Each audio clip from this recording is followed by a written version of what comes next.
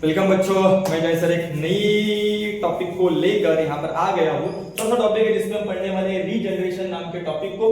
Class 10 के लिए भी रीजनरेशन नाम का टॉपिक है, क्लास 12 के लिए भी, तो आप क्लास 10 के हो, क्लास 12 के हो, आपके लिए ये बहुत, फिर कोई भी मेडिकल फील्ड के हो, आपके लिए टॉपिक बहुत इंपॉर्टेंट है। बहुत सिंपल सा टॉपिक है। रीजनरेशन मतलब क्या, मैं आपको सिंपल से एग्जाम के मतलब समझता हूँ। मेरे ऊपर पंखा मेरे ऊपर गिर गया, नहीं अच्छी बात तो नहीं, लेकिन गिर गया, हाथ कट गया। मेरा हाथ कटने के बाद मेरे पास तो एक ही हाथ रह गया, दूसरा हाथ है क्या? नहीं। क्योंकि अगर हाथ कट गया तो इस हाथ को तुरंत दूसरा हाथ आ गया, तो मैं क्या बोलूंगा, भैया मेरे को दूसरा हाथ आया है। फिर मैं ऐसा नहीं बोलूंगा कि मेरा पहला वाला हाथ, मैं क्या बोलूंगा, मेरा हाथ रीजनरेट हुआ है। मतलब पहले था, कटा, फिर से जनरेट हुआ, तो फिर से जनरेट होने के प्रोसेस को क्या बोलते हैं? रीजनरेशन। लेकिन भैया तुमको क्या लगता है, ह्यूमन बीइंग के अंदर ऐसा अगर होता, हाथ कटने के बाद, पैर कटने के बाद फिर से आता और पैर आता, भाई हम तो कभी मरते ही नहीं। तो इसके वजह से ह्यूमन बीइंग के अंदर तो ये नहीं है। तो ह्यूमन बीइंग क्या क्या कांड करता मैं खुद नहीं जानता, लेकिन ये रीजनरेशन अपने इंडिया के अंदर भी, पूरी दुनिया के अंदर कुछ ऐसे ऑर्गेनिज्म है जो परफॉर्म करते हैं, जिनका एक पार्ट कट होने के बाद भी फिर से पार्ट नया आता है। तो आपने छिपकली देखी होगी, छिपकली के क्या होता है, अगर आप छिपकली को देख रहे हो, छिपकली आपको देख रहे हो, आपको मालूम है आप छिपकली को जाकर कुछ ना कुछ अटैक करने वाले हो, तो क्या करते हैं, थोड़े समय के लिए आपको डिस्ट्रैक्ट करने के लिए अपने पूंछ को कट करके निकाल देती है और वो पूंछ नीचे गिरती है और उस हमारी फोकस उस टेल के ऊपर रहता है, तब तो छिपकली गए। तो 15 से 20 दिन के अंदर उस छिपकली को नई टेल आ जाती है। तो इट्स एग्जांपल ऑफ रीजनरेशन। तो आपको यहाँ पर रीजनरेशन का एग्जांपल सीखना है एक ऑर्गेनिज्म का, जिस ऑर्गेनिज्म का नाम है प्लैनेरिया। तो ये जो प्लैनेरिया छोटा सा ऑर्गेनिज्म है, आपको ज्यादा कुछ इसमें दिमाग लगाने की जरूरत नहीं है, छोटा 1-2 मार्क्स में इसमें क्वेश्चन आता है। तो प्लैनेरिया का मैं एक एकदम सिंपल से डायग्राम यहाँ पर मुंडी ड्रॉ कर देता हूँ। ये है आपका प्लैनेरिया, ओके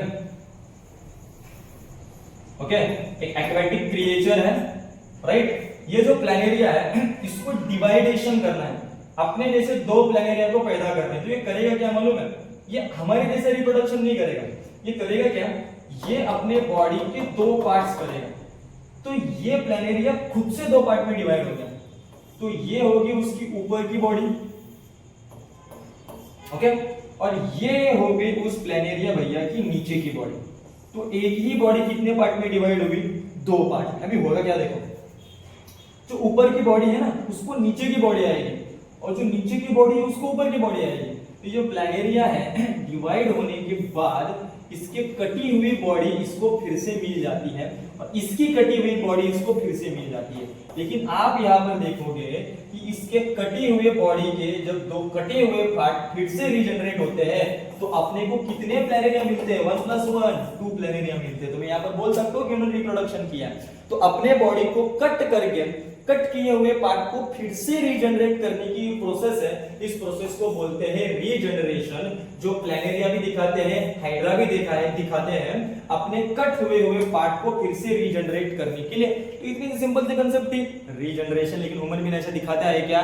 नहीं दिखाता। ऐसा कौन दिखाता है? हाइड्रा, प्लैनेरिया और छिपकली भैया भी दिखाती है। लेकिन छिपकली भैया की खाली टेल, आप छिपकली भैया को लेकर और बीच में से कट कर दोगे और आपको लगेगा भैया नीचे के पार्ट को ऊपर की बॉडी आएगी और ऊपर के बॉडी को नीचे की बॉडी आएगी। तो ऐसा नहीं होगा।